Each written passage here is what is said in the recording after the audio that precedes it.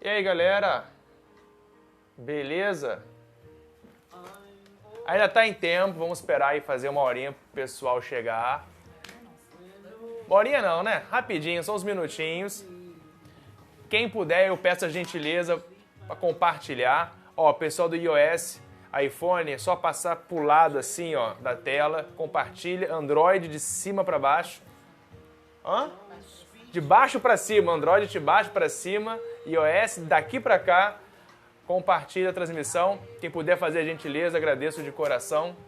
Enquanto isso, a gente espera um pouquinho. Pessoal chegando. Novidades. Ó, quem tá escutando aqui a musiquinha, vou botar uma musiquinha enquanto isso, né? Até lá a gente, quando começar, eu desligo a musiquinha. Jamie Cullum, um dos meus favoritos. Novidade, Rio de Janeiro tá chovendo, chovendo horrores no Rio de Janeiro. Galera, só pra lembrar, a gente tá falando aqui agora de conceito de tributos e espécies tributárias. Lembra lá no primeiro nosso encontro, né? Foi terça ou quarta? Foi quarta-feira. Quarta-feira, nosso primeiro encontro. Já conseguimos falar bastante coisa sobre a atividade financeira do Estado, falamos sobre impostos. Não, minto, impostos não, falamos só sobre o conceito de tributo no artigo 3º. Hoje, a minha ideia, nosso plano de voo é falar sobre impostos e taxas, tá ok? Muito possivelmente, eu nem vou conseguir fechar a taxa, nem vou conseguir falar tudo que eu tenho para falar. E ó, quem não tem ainda meus contatos, adiciona na fanpage, prof, né, ponto Marcelo Leal com 2 L's. E-mail, prof.marceloleal@gmail.com. Boa noite, boa noite. Tem o Instagram, Marcelo com 2 L's F Leal. Twitter, @prof_leal. Blog, tributarioconcursos.com. E em breve teremos novidades, hein? Teremos novidades. Estou com um projeto bacana, um projeto meu, pessoal. A ideia é... Eu tenho um projeto que é o seguinte, eu vou contar um pouquinho só. Eu estou montando um estúdio, estou montando aqui um site para conseguir ter algumas aulas, mas não aulas que eu dou aula em concurso público, assim, nos cursinhos normal. A ideia é conseguir emplacar alguns projetos que normalmente um curso, né, não teria interesse, como por exemplo, segunda fase de PFN, segunda fase de magistratura, ter dicas pontuais, específicas, só para alguns concursos. E como sou eu, não tem como, não tem uma estrutura grande de um curso para remunerar, trabalhar com preços bem baixos mesmo, preços acessíveis, só para conseguir ali, eu conseguir startar alguns projetos que eu tenho vontade. Poxa, eu queria muito gravar um curso para a segunda fase, para a PFN, que está rolando agora esse final de semana. Infelizmente, não tive abertura num curso para fazer isso. Falei, quer saber, vou montar um estúdio, vou gravar esse negócio. E aí, poxa, decola esse projeto, starta esse projeto, a ideia é mais ou menos essa. Estou montando já está tudo se encaminhando, a minha ideia é em março, no máximo, a gente lançar isso. Tá ok? Cara, são 7h33. Muito bom, prof. PGE é exatamente essa a ideia. Eu adoro procuradorias, né? Eu adoro prova de procuradorias. Temos algumas provas aí de procuradorias aí. E a ideia é basicamente essa, pegar alguns temas específicos que vocês ou têm dificuldade. Não, até vou focar para concurso público, como também vou focar até mesmo para advocacia, tá? Vai ser para tudo. Eu vou, digamos assim, pegar um portal de tributário. Vou pegar um portal de tributário. E como vai ser uma coisa minha, eu vou conseguir trabalhar com preços bem acessíveis. A outra aula foi show. Continua nesse projeto que vai ser muito legal. Muito obrigado, Luciene. Muito obrigado mesmo. Carinho sempre bom, né? Quem não gosta? Sempre bom saber, poxa, receber um feedback, saber que a gente faz alguma coisa aqui de relevante para vocês. Olha só. Vamos continuar então o nosso bate-papo. Eu sei que vocês são curiosos. Isso aqui é chá de hibisco, tá? Isso aqui não é vinho, não. Até porque eu nunca tomaria vinho num copo de Coca-Cola. Quem me conhece sabe que eu adoro vinho, adoro queijo. Nunca tomaria vinho de Coca-Cola. Mas vamos lá, galera. E também não daria aula tomando vinho, né? Eu acho que isso é o cúmulo da fanfarronice. Por mais que esteja em casa, imagina, conversar contigo sobre tributário tomando vinho. Imagina a segunda taça, o que eu vou estar falando sobre essa matéria, né? Mas enfim. Galerinha, nada mal. Tem matérias que às vezes só com vinho mesmo você consegue fluir, né? Bom, A caminho de casa, escutando a transmissão. Show de bola. Galera, vamos começar? Tranquilo? É aquela parada, eu simplesmente esqueci. Eu prometi que eu ficar um pouquinho mais pro final da primeira transmissão, respondendo dúvidas. Eu esqueci. Tchau e as dúvidas, droga. Hoje, me lembrem, tá? Eu vou encerrar e não vou desligar. Para caso alguém queira tirar alguma dúvida, enfim, sobre o que eu falei, sobre a matéria, essas dicas e tudo mais, eu vou ficar até o final, só para fazer isso. E lembrando que eu consegui gravar, né? A primeira aula tá no YouTube, tá lá no meu canal do YouTube. Também tá na fanpage, tá no blog. Eu postei lá o linkzinho para quem quiser assistir. Foi 1 hora com muita informação bacana sobre o conceito de tributo. E agora vamos começar a falar de tributos em espécie. Falar um pouquinho, na verdade, as espécies tributárias para ser exato, tá ok? Bom, galera, recapitulando, você viu comigo que o artigo 3º do CTN traz a chamada interpretação autêntica. O próprio legislador achou por bem dar uma interpretação, dar uma conceituação desse instituto, que seria tributo. Já estudamos o que é o artigo 3º. Então vamos avançar um pouquinho e eu vou te falar um pouquinho agora que o artigo 4º do CTN ele conta pra gente uma pequena mentira. Eu não vou aprofundar e explicar para você nesse momento muito bem qual é essa pequena mentira que ele conta pra gente. Lá na frente, quando estudarmos teoria geral das contribuições, aí você vai entender bem o porquê que o artigo 4º conta uma pequena mentira. O que diz o artigo 4º pra gente? Pega aí teu CTN, abre no seu artigo 4º e lê comigo. Ele fala assim: a natureza jurídica específica do tributo é determinada pelo fato gerador da respectiva obrigação, sendo irrelevantes para qualificá-la. O inciso 1 está perfeito. Olha o que ele fala pra gente. A denominação e as demais características formais adotadas pela lei são irrelevantes para você descobrir qual espécie tributária é aquela. Tá certo. Então, olha só, você está querendo descobrir se aquilo é um imposto ou se é uma taxa. O que a lei usa, a auto-intitulação que ela se dá, pouco importa. Ela pode muito bem fazer, como algumas leis já fizeram, e falar assim: oi, eu sou uma taxa. O Supremo vira e fala: não, você é imposto. Recentemente, oi, eu sou fim social, sou uma contribuição. Vem o Supremo e diz: negativo, você é imposto. Ah, mas teoria do gênero, autodeterminação. Aqui não, cara pálida. Aqui o que você diz pouco importa. Eu vou atrás do seu fato gerador. O seu fato gerador vai me explicar que tipo de espécie tributária é você. Só que o inciso 2 conta pra gente uma pequena mentira. Qual é a mentira dele? Ele fala assim: a destinação legal do produto da sua arrecadação, para onde vai o dinheiro arrecadado com o tributo, é irrelevante para que você descubra qual espécie tributária é aquela. E hoje é mentira isso. Isso não é mais verdade de acordo com a jurisprudência do Supremo. Quando ele entende que uma contribuição é tributo, esse inciso 2 não fala mais uma verdade. Agora para.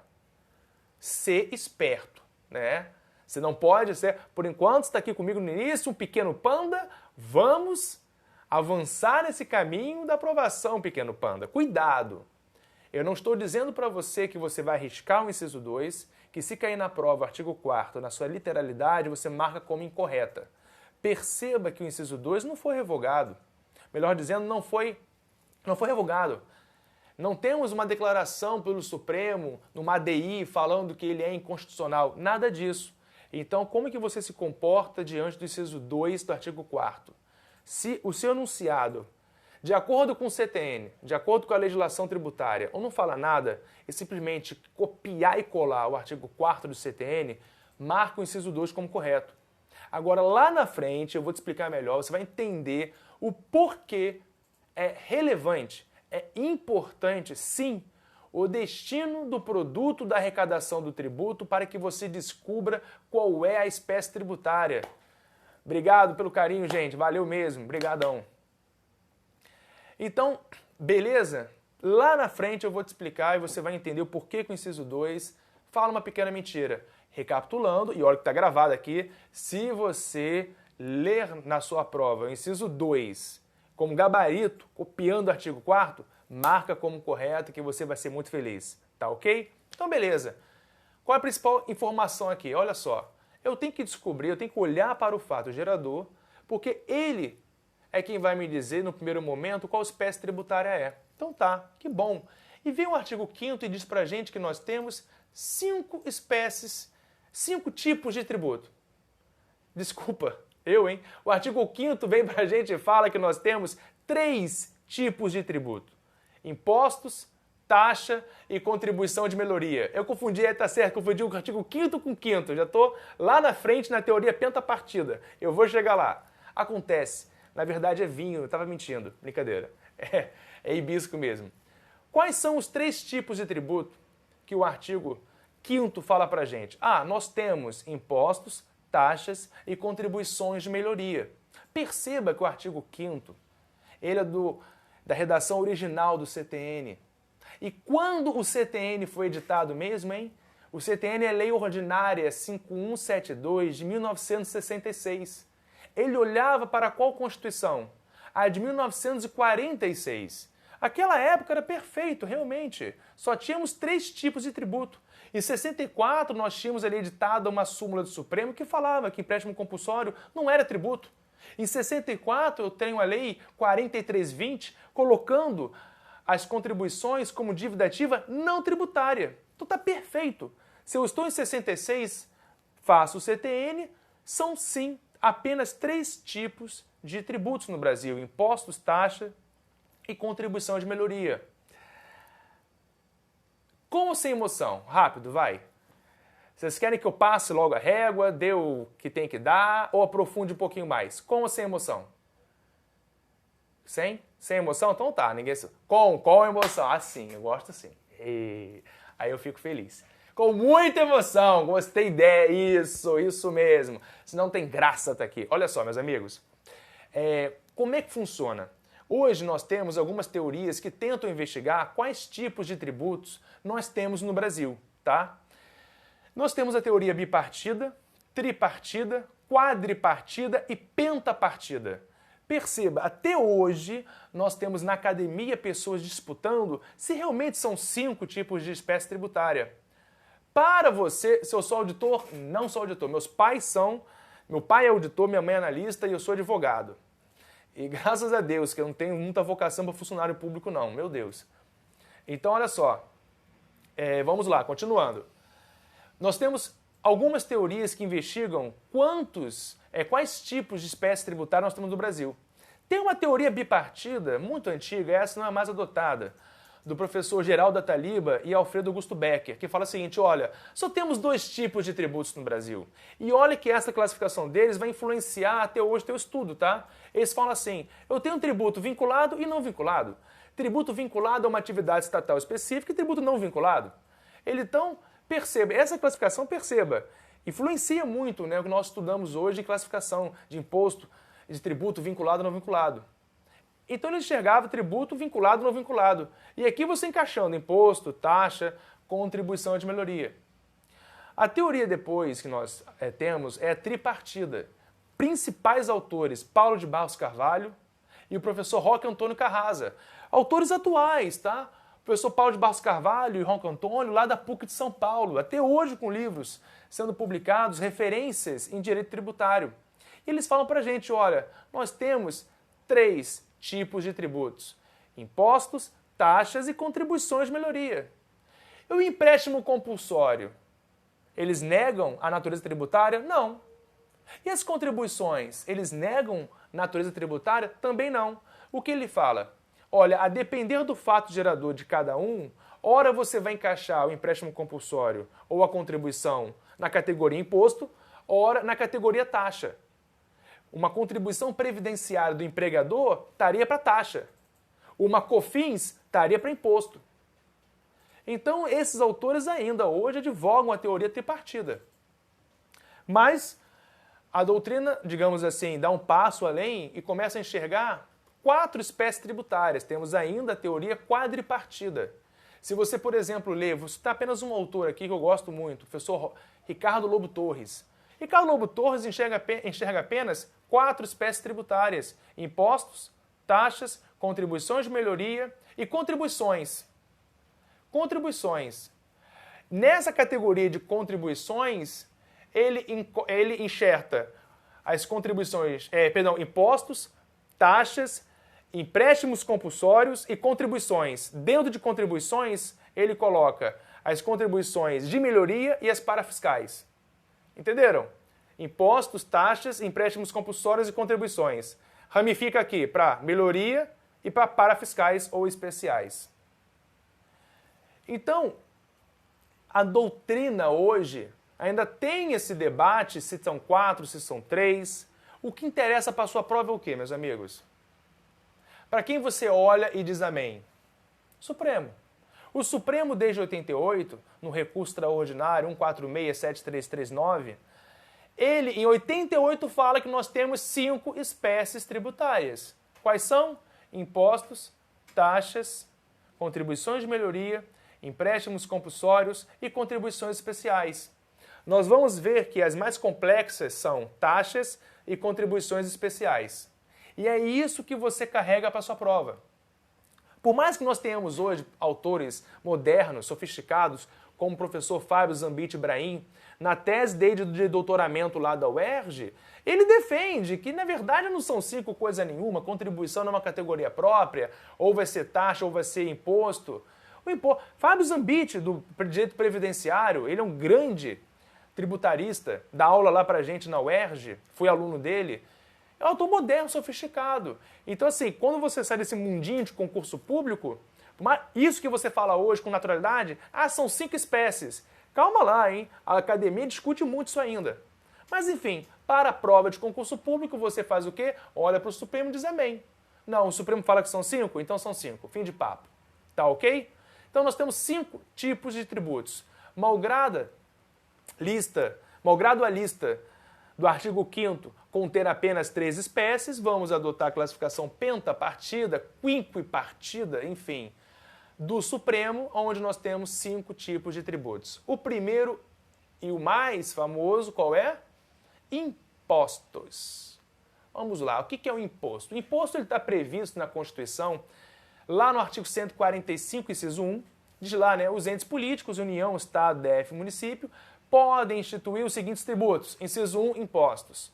E no CTN, ele está previsto no artigo 16. Perceba que a Constituição não fala o que é um imposto, não dá nenhuma dica. Ela fala que os entes políticos podem instituir impostos. Mas cadê a dica? O que é imposto? Já o artigo 16 não, ele vai um pouquinho além. Ele explica pra gente o que é o imposto. Ele fala assim, olha, o imposto é um tributo cuja obrigação tem por fato gerador uma atividade, uma situação independente de qualquer atividade estatal específica relativa ao contribuinte. Você não paga imposto para que o Estado te preste imediatamente uma atividade como contraprestação. É feio, é rude você falar que pague IPVA para ter estrada asfaltada. Está errando feio demais. Por quê? Você paga IPVA porque IPVA é um imposto. Perceba, imposto não pressupõe que o Estado te preste nenhuma atividade diretamente em seu benefício. Por que você paga imposto, então? Já para se pensar? Tá, Marcelo, eu entendi. O imposto não é um tributo contraprestacional. Não é um tributo, anota aí uma expressão mais sofisticada, não é um tributo sinalagmático. Sinalagmático, contraprestacional. Não tem a lógica de um toma lá da cá. Eu pago imposto e você, Estado, me entrega um benefício direto. Não tem esta lógica. Eu entendi. É uma atividade, não é vinculada, enfim. Daí a doutrina falar que o imposto, quanto ao seu fato gerador, ele é não vinculado. Agora, não vinculado ao quê? Perceba que essa expressão não vinculação tem uma carga semântica muito aberta. O que é não vinculado? Não vinculado ao quê, querido? Me dá um referencial. Não vinculado a uma atividade estatal específica. Entendi. Então, o imposto, você chama ele de não vinculado, porque o Estado não tem que prestar uma atividade estatal específica no seu benefício, para que ele possa te cobrar aquele imposto. Entendi, então, o que é um imposto não vinculado. Então, Marcelo, se não é uma atividade estatal específica que está vinculando o pagamento do imposto, é o quê? E que situação é esta que pode ser fato gerador de imposto? São duas dúvidas. Qual é a situação que você pode ter como fato gerador de imposto? E em que relação você tem o pagamento do imposto com as atividades estatais? Primeiro ponto, vamos responder a primeira pergunta. Diz lá no artigo 16 do CTN. Imposto é o tributo cuja obrigação tem por fato gerador uma situação independente. Tá, uma situação independente, mas que situação é esta? O que a doutrina te explica? Eu vou falar uma frase bem técnica, depois eu vou melhorar esta frase e vou deixar ela bem acessível, tá ok?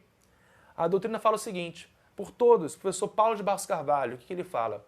A situação que integra o aspecto material do fato gerador de imposto é um signo presuntivo de riqueza. Marcelo, que bonito, semiótica, que porcaria é esta?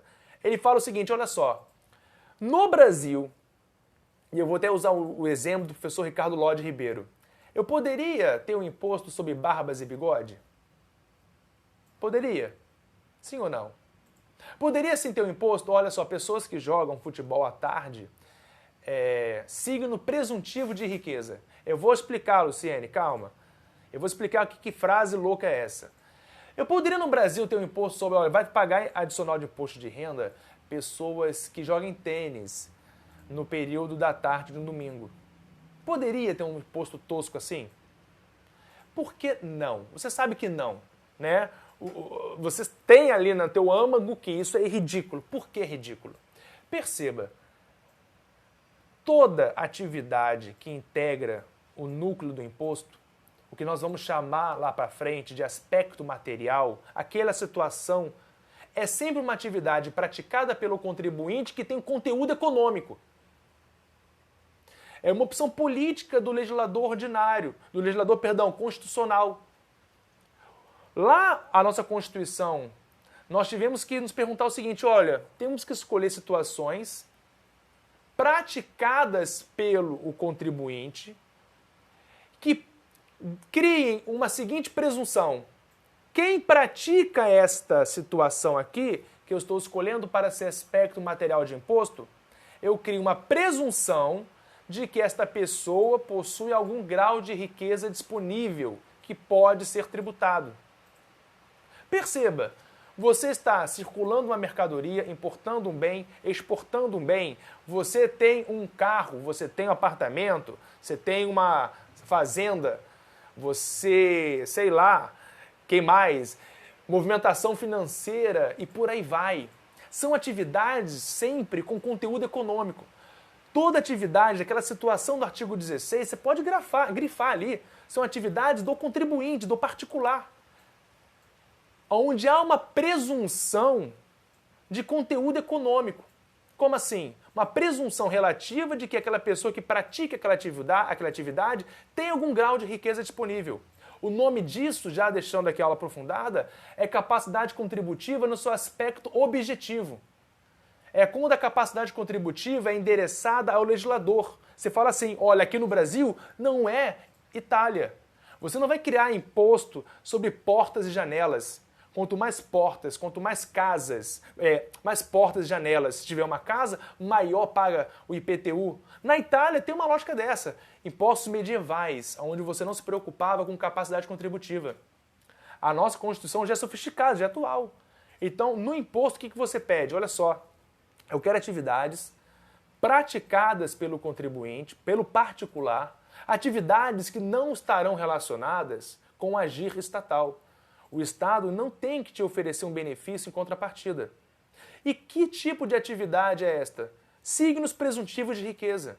Atividades praticadas pelo particular que tenham um conteúdo econômico, que criem uma presunção de que quem as pratica com regularidade, na maior parte das vezes, possui algum grau de riqueza que pode ser tributado. O nome disto, capacidade contributiva no seu aspecto objetivo. Marcelo, nunca ouvi falar essa merda na minha frente. Calma. A capacidade contributiva, já adiantando, ela tem um aspecto objetivo e um aspecto subjetivo. O aspecto objetivo foi o que eu falei para você. Olha para o legislador e pede que ele escolha atividades que demonstrem que quem as pratica tem uma presunção relativa de que aquela pessoa tem algum grau de riqueza. É endereçado para o legislador. Para escolher as materialidades dos impostos, por exemplo, a capacidade contributiva no seu aspecto subjetivo agora vai se preocupar em identificar o quanto cada um tem de riqueza disponível. Não é escolher atividades que presumem que a pessoa tem riqueza, não. A subjetiva é quanto cada um tem riqueza disponível. Imagine, eu tenho duas pessoas. As duas trabalham na mesma empresa, no mesmo cargo. As duas ganham 10 mil reais. Posso dizer que ambas possuem o mesmo nível de capacidade contributiva? Não. Por quê? Um pode morar sozinho com os pais, tem a grana toda para ele, não tem contas praticamente a pagar, não tem despesa nenhuma, não paga nem aluguel, e o outro é um pai de família, única renda da casa, com 3 filhos. Apesar da grana ser a mesma, salário idêntico, 10 mil reais, a capacidade contributiva no seu aspecto subjetivo vai se preocupar o quanto realmente cada um tem de riqueza para contribuir. Aí você lança a mão de algumas técnicas, como proporcionalidade, progressividade, seletividade e personificação. Tá ok? Aprofundei demais. Vou voltar agora para a teoria geral dos impostos. Então, olha só, aquela atividade, aquela situação arrolada no artigo 16 do CTN é uma situação do contribuinte, que tem ali um conteúdo econômico, fala bonito que é ESAF, então você aí, ó, que eu já vi alguém aqui piscando aqui de concurso da área fiscal. ESAF ama de paixão essas expressões paulistas. É um signo presuntivo de riqueza, uma atividade do contribuinte. Então perceba, se é uma atividade do contribuinte que não se relaciona, não está vinculada a uma atividade estatal específica, por isso que a gente fala que imposto é não vinculado. Tá ok? Agora, cuidado. A não vinculação do imposto é, digamos assim, nós falamos em não vinculação de direito tributário tendo dois referenciais distintos. Um, olhando para o seu fato gerador, e em relação ao fato gerador, a gente se pergunta, vem cá, essa situação que corresponde ao fato gerador do imposto é ou não é vinculada a uma atividade estatal específica? Já vimos que imposto não é. Mas também nós temos uma outra vinculação, um outro referencial para a vinculação. E sinônimo de vinculação é também afetação. Ou seja, vinculado, não vinculado, afetado ou não afetado, aqui vai dar no mesmo. O que você chama de não vinculação ou não afetação agora? É um outro referencial. Qual é? Para onde vai o produto da arrecadação do imposto? A grana que você arrecada vai para onde? Por acaso você usa o dinheiro do imposto para financiar um fundo, um órgão, uma despesa específica? Ou você pega o dinheiro do imposto e joga no tesouro, na conta única do tesouro. Lá na frente, quando você fizer a lei orçamentária anual, você fizer ali o projeto de lei orçamentária, lá na frente é que você vai descobrir aonde e com que você vai gastar o dinheiro que você arrecadou com aquele imposto. O que acontece? A primeira e a segunda situação. A segunda. O imposto, você pega a grana do imposto e joga no caixa único daquele ente político. Somente quando ele for elaborar a sua lei orçamentária anual é que ele vai ver, olha, tantos reais para educação, tantos reais para cultura, para transporte, lazer. Pensa no Estado, cara. Ele tem 3 impostos: IPVA, ICMS e TCMD, não é? Vem cá. Tem imposto, por acaso, para a polícia militar? Para o hospital?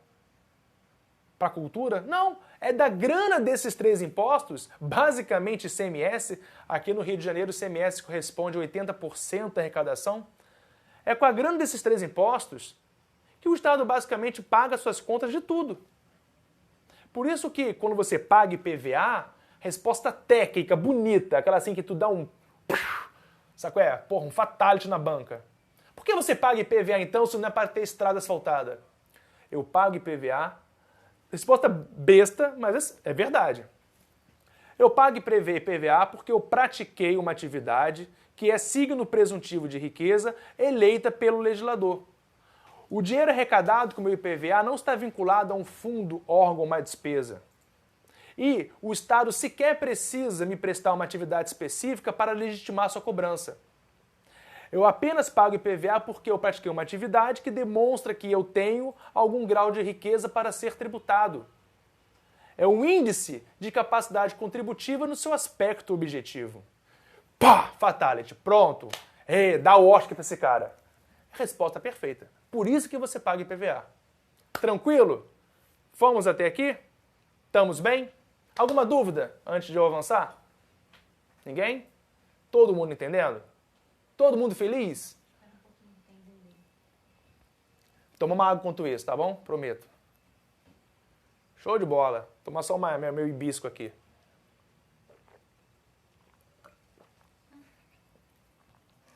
Valeu, galera. Vamos continuar? Ou já cansaram? Já fiz o nome das próximas aulas. Hã? Então, galera, vamos lá, hein? Posso aprofundar? Já que eu estou falando de não vinculação e vocês gostam com emoção, então vamos aprofundar. Anota aí. Pena que eu não vejo vocês, porque senão eu brigava, coação irresistível. Anota, abre o seu caderno. Regra geral. Você não vincula o produto da arrecadação de imposto a fundo, órgão ou despesa. Tá ok? Bacana? Entenderam isso? Ótimo. Regra geral. Aonde está isso, Marcelo? Artigo 167 da Constituição, inciso 4. O que você arrecada com impostos, você não vai vincular a fundo, órgão ou despesa. Agora vem. Tem exceção?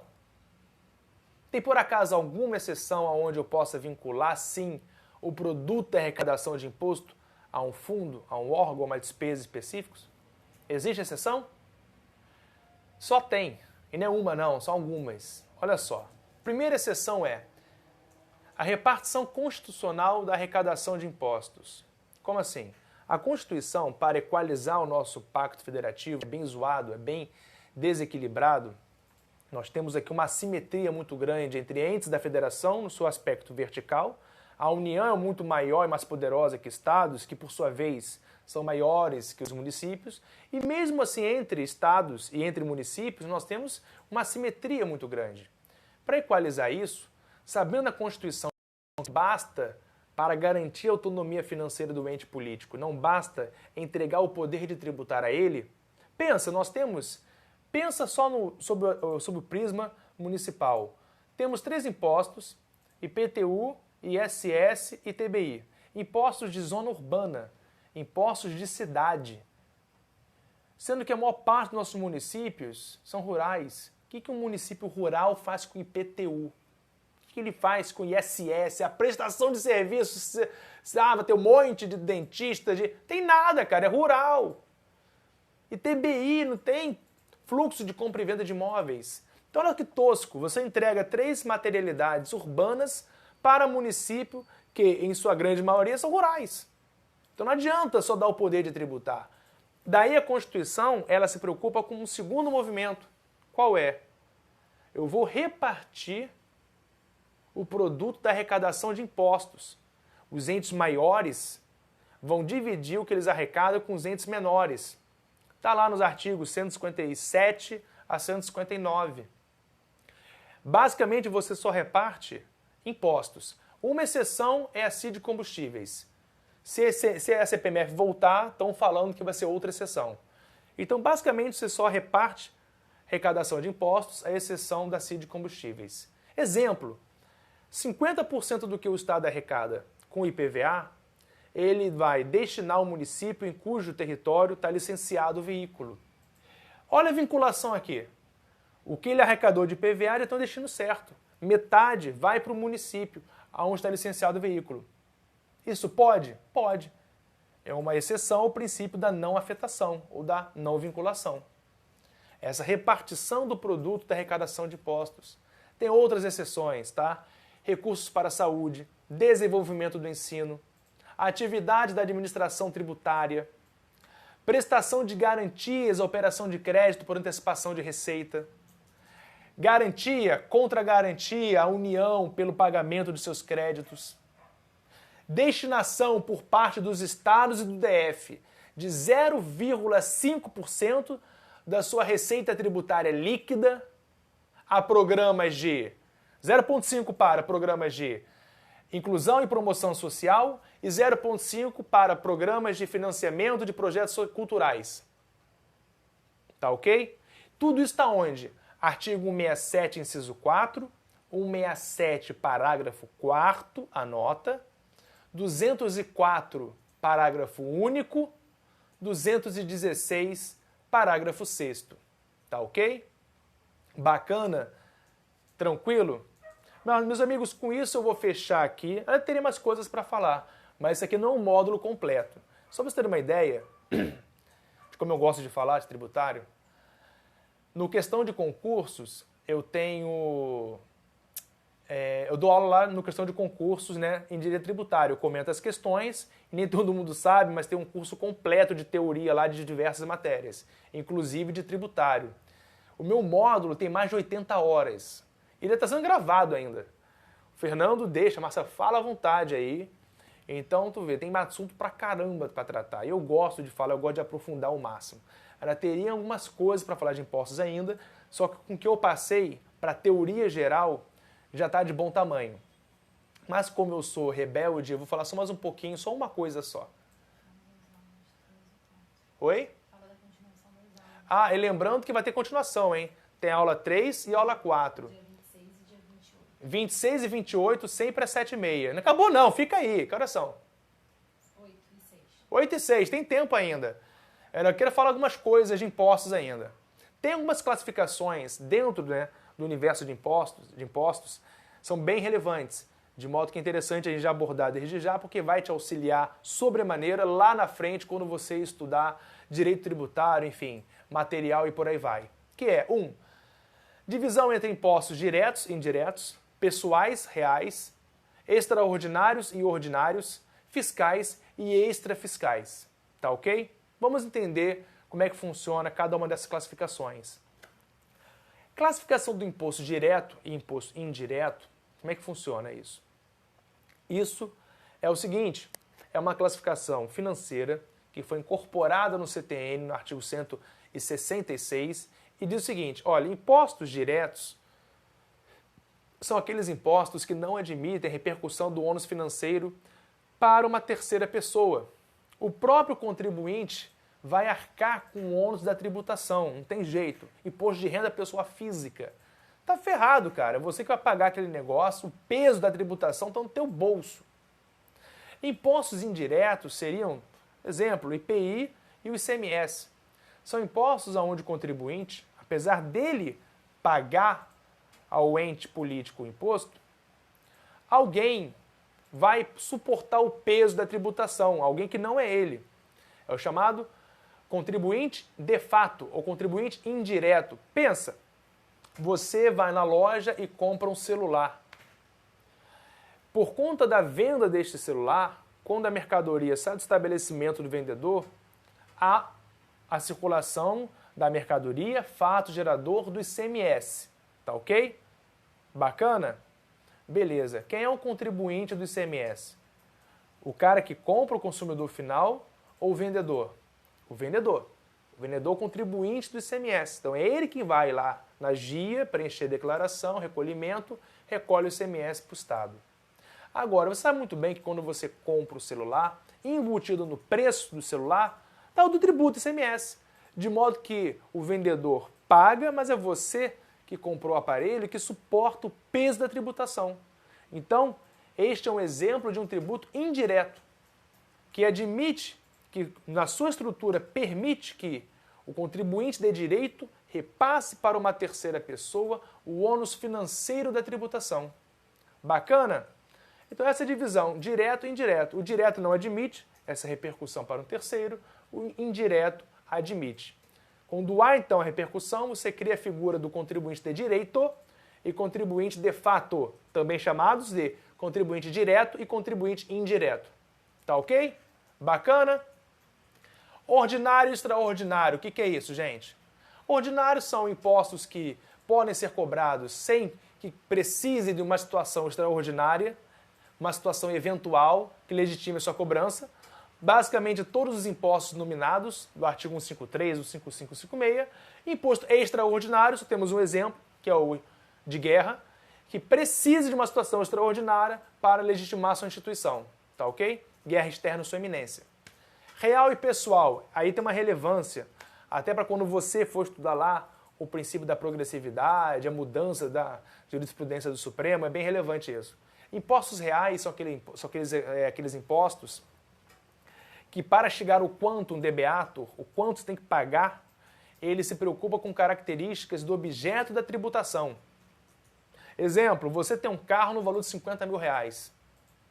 O mesmo carro é comprado pelo Ronaldinho Gaúcho, que eu acredito deve ter um pouquinho só mais de dinheiro que você, né? O IPVA vai ser diferente? Não, o IPVA é o mesmo. Porque o IPVA é um imposto real, ele se preocupa com o objeto da tributação. Se é o mesmo carro, mesmo ano, mesmo valor, é o mesmo IPVA. Ah, mas o contribuinte tem mais dinheiro? Não. O real, o imposto real, não se preocupa com características do contribuinte para chegar ao quantum de beatur, o valor a ser pago. Tá ok? O imposto pessoal não. Ele vai se preocupar. Exemplo clássico, imposto de renda. Você sabe disso. O imposto de renda, aquele exemplo que eu dei, né? Dos dois trabalhadores, dois ganhando 10 mil reais. Um solteirão, mora com os pais, o outro pai de família, um monte de dependentes econômicos. O imposto de renda, que é o imposto pessoal, ele vai se preocupar com características do contribuinte para chegar ao valor a ser pago. Tá ok? Finalmente, temos a classificação de impostos fiscais e extrafiscais. Imposto fiscal, o que ele é? Ele tem como principal objetivo arrecadar. Lembre você que nós vimos já a importância do tributo dentro de um estado fiscal, de modo que você vai se preocupar com esse imposto, angariar recursos financeiros para o erário, possibilitando o financiamento daqueles diversos serviços públicos e por aí vai. O imposto extrafiscal ele não tem como principal objetivo arrecadar. Ele até acaba arrecadando, mas é marginal, é secundário. O principal objetivo dele é influenciar o comportamento do contribuinte, chamado efeito indutivo da tributação, em consonância com a política econômica, social do governo. Você quer estimular uma conduta, você quer desestimular uma conduta, você, através da tributação, consegue fazer isso. Exemplo, tá faltando frango na mesa do trabalhador. O preço do frango no mercado internacional está bem competitivo, de modo que está todo mundo exportando os franguinhos e, como está faltando frango na mesa do trabalhador e frango todo mundo compra, o que acontece? Oferta baixa, demanda alta, o preço sobe e aumenta a inflação. O governo não quer isso. O que o governo faz? Não vai exportar frango, não. Pega o imposto de exportação e eleva nas alturas sobre o frango. De modo que fica caro pra caramba. Exatamente, função regulatória do mercado. Fica muito caro exportar o frango, então o cara vai passar a vender frango no Brasil, acaba o problema de desabastecimento e a inflação volta para o patamar de controle. Isso é um exemplo. Perceba, ele aumentou o imposto, vai arrecadar mais, mas o objetivo dele não era esse. Era controlar o abastecimento de frango aqui, a inflação no Brasil. Tá ok? Então isso é imposto extrafiscal, é intervir na economia. Bacana? Tranquilo, meus amigos? Bom, vai dar tempo, com isso eu fecho os impostos. Relembrando, são tributos não vinculados, sob dois prismas diferentes. Não vinculados em relação ao fato gerador, não é vinculado a uma atividade estatal específica, também não é vinculado em relação ao produto da arrecadação. O que você arrecada com imposto não vai para um fundo ou órgão de despesa específico, como regra geral, nos termos do artigo 167, inciso 4. Por isso que, como tem duas não vinculações, aí tem doutrinador que fala assim, não vinculado, né? Duplamente não vinculado, não vinculação qualificada. Só para mostrar que tem duas não vinculações nos impostos, nada mais. São informados pela capacidade contributiva no seu aspecto objetivo, tem também a do aspecto subjetivo. Não vou nem entrar aqui, porque senão seria uma aula só sobre esse tema. Tá ok? Mas lembre-se que aquela situação escolhida para ser o aspecto material do imposto é uma situação praticada pelo contribuinte que seja um signo presuntivo de riqueza. Bom, já vimos que tem diversas classificações de impostos, já passamos por tudo, com isso eu consigo fechar esse tema e falar rapidamente sobre taxas. Não é que eu não vá falar tudo que tem para falar de taxa, não. Eu vou falar muito de taxa. Só vou fazer uma introdução agora. No nosso próximo encontro, eu falo basicamente ele inteiro só de taxas, tá ok? Bacana? Então vamos lá. Vimos o que é o imposto, o que é uma taxa agora. A taxa ela parte, né, do pressuposto inverso do imposto. Por quê? A taxa vai sim ter na sua materialidade uma atividade estatal específica sendo prestada em benefício do contribuinte. E que atividade estatal específica é esta? Qualquer atividade estatal específica? Não. Duas estão arroladas no artigo 145, inciso 2 da Constituição. Ou você vai ter um serviço público específico e divisível, ou você vai ter a prestação, o exercício regular, perdão, do poder de polícia. Tá ok? Ou é o serviço público específico e divisível, ou é o poder de polícia. Antes de destrinchar o que é serviço público, o que é ser específico, divisível, utilização efetiva, potencial, vamos falar de tudo isso, fica tranquilo, e de muito mais. Adianto que taxa tem bem mais coisa para falar do que imposto. Eu quero falar uma coisa para vocês. Vê o artigo 77 do CTN cumulado com o artigo 80. Vamos lá, sim ou não? Interage comigo que eu estou com saudade de vocês. Senão vamos sentir no estúdio, aí não tem graça. Ó, seguinte. A FCC contou a seguinte história na prova de 2012, prova de fiscal do Estado de São Paulo. Falou o seguinte, olha, o Estado de São Paulo olhou para o município e viu que o município não estava prestando um serviço público da competência municipal extremamente importante para a população. O governador do bem, que lindo ele é, né? Resolveu prestar o serviço no lugar do município, porque ele sabe que aquele serviço é extremamente importante para a população. E este serviço público, afirmava o enunciado, era específico e divisível. O serviço preenchia todos os requisitos previstos na Constituição do CTN para que seja custeado por uma taxa. E aí, o Estado vai lá, presta o serviço no lugar do município e, em contrapartida, cobra uma taxa daqueles beneficiários do serviço. Pergunta da questão. Esta taxa é constitucional? Sim ou não? Vai, responde aí.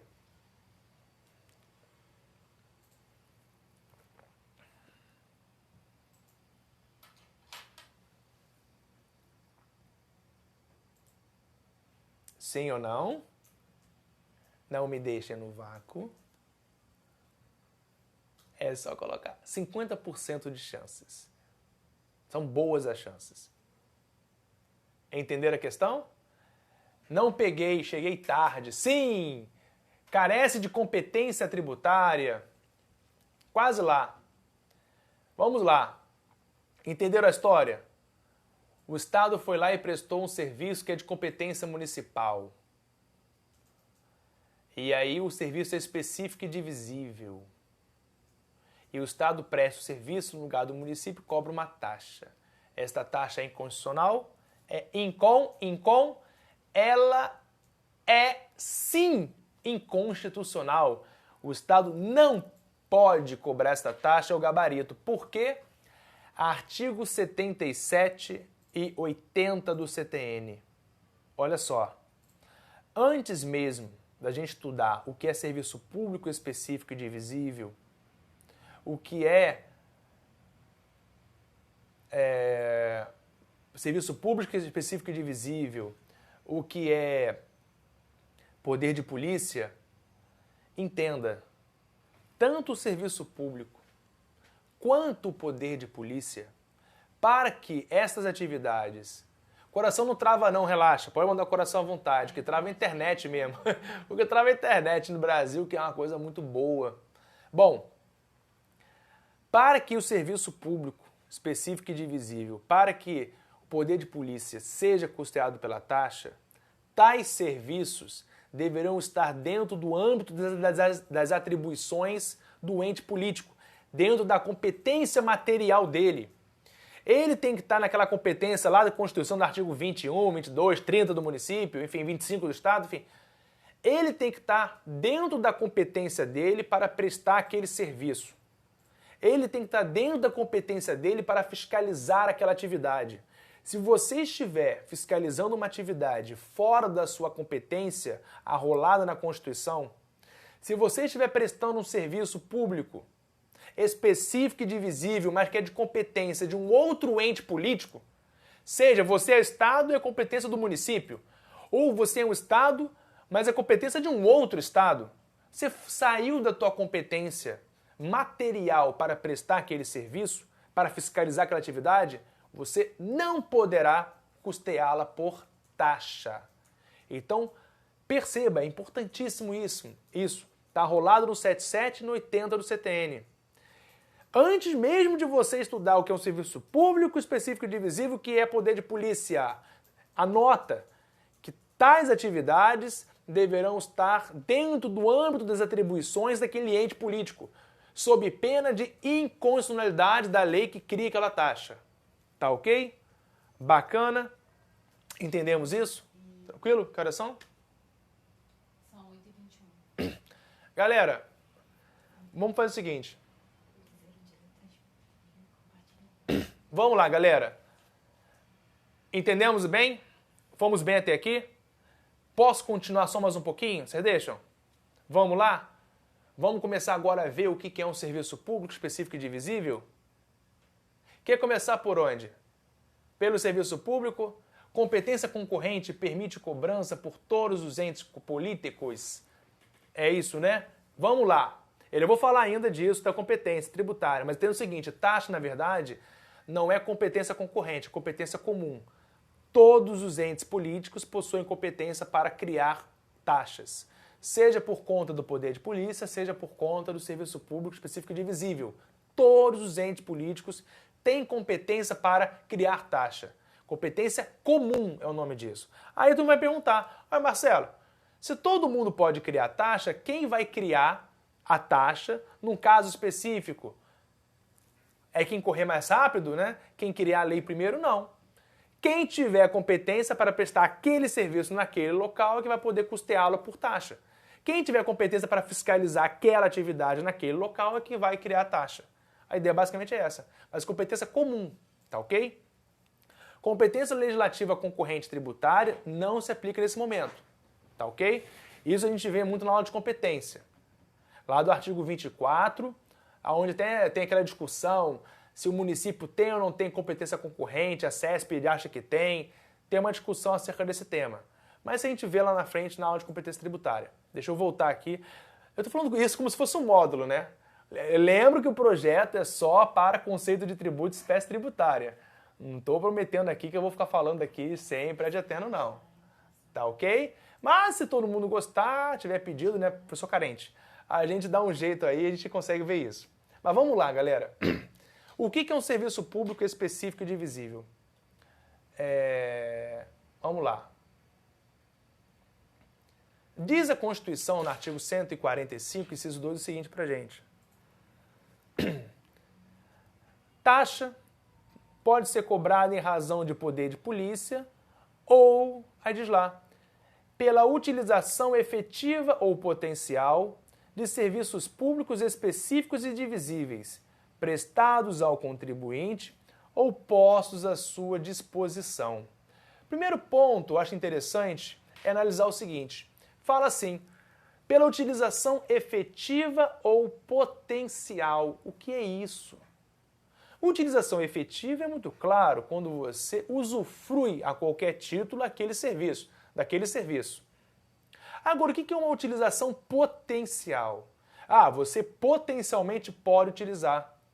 Mas em que situação é esta? Simples. O CTN não diz, eu já estou dando um pulo na matéria da aula que vem. Ele fala assim, utilização potencial é quando, sendo de utilização compulsória, ele é posto à disposição mediante atividade administrativa em funcionamento. Agora, quem diz quando um serviço será ou não de utilização compulsória? Nós vamos ver que tem uma grande polêmica por detrás disso.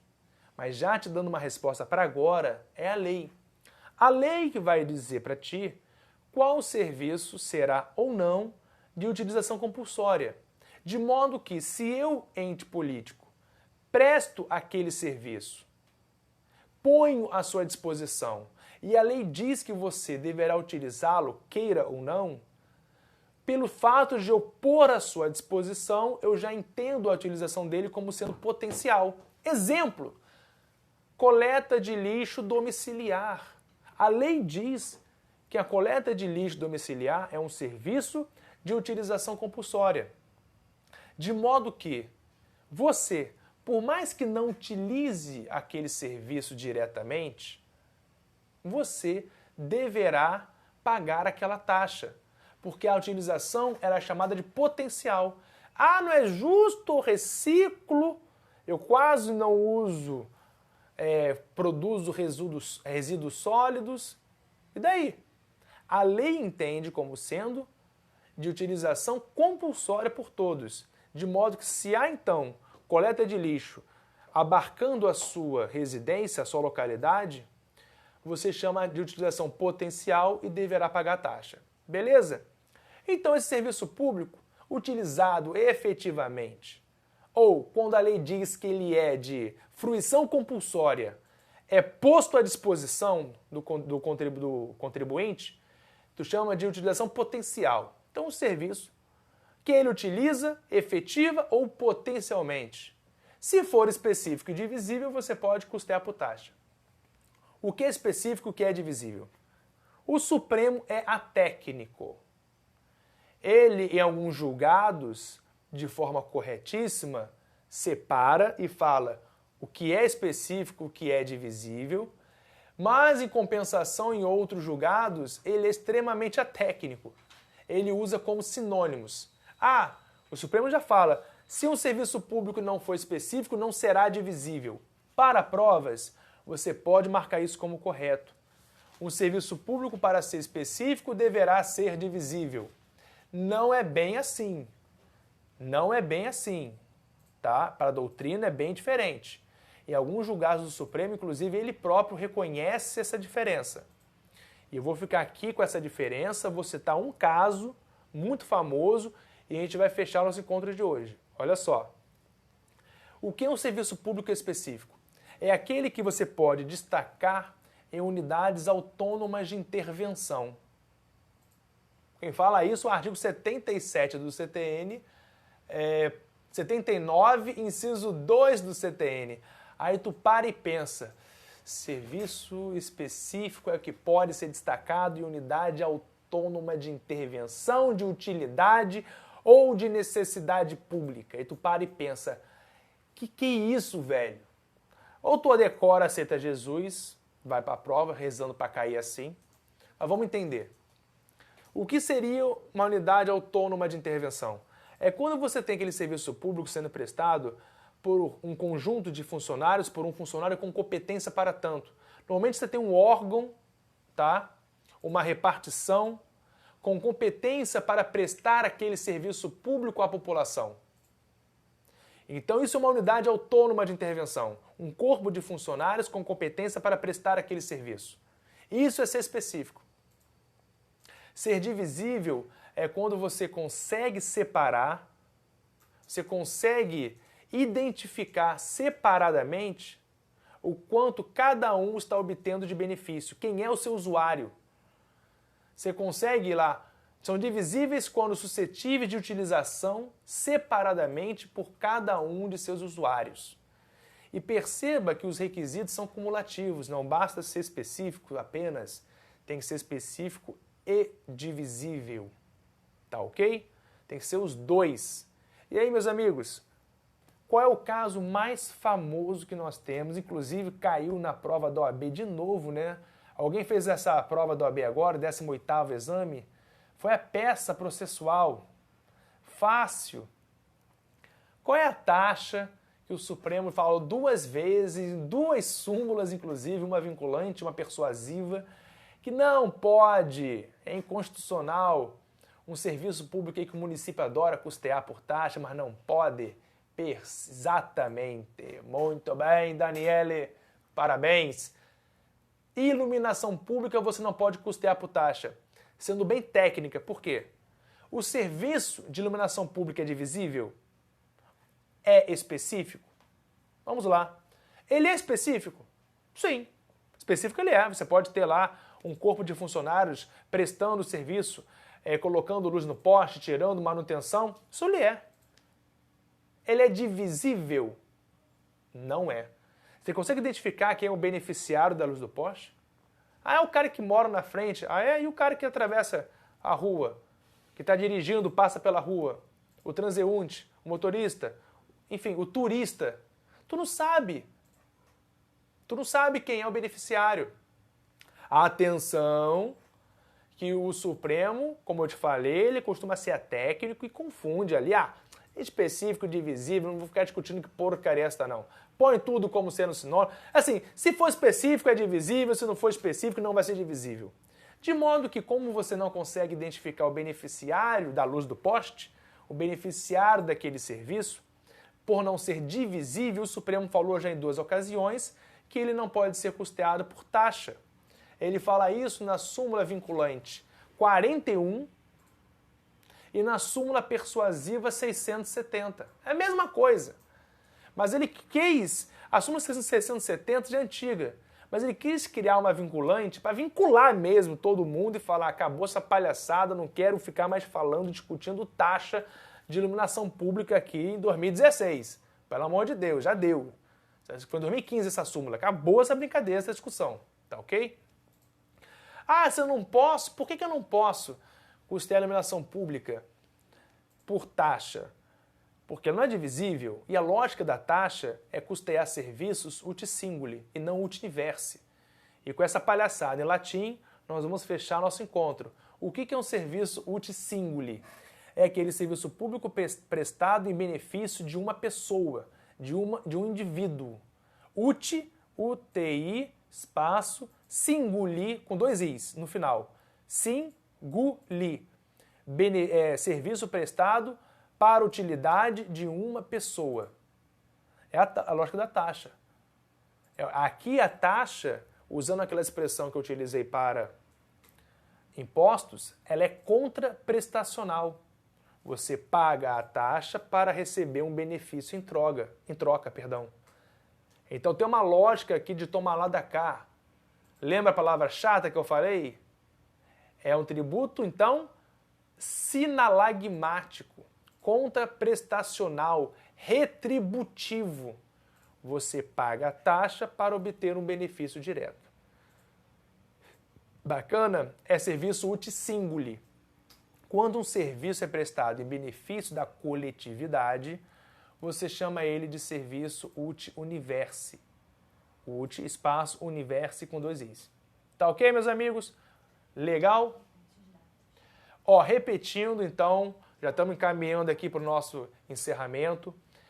Dia 26 e 28, peço que vocês compartilhem, que vocês, enfim, voltem.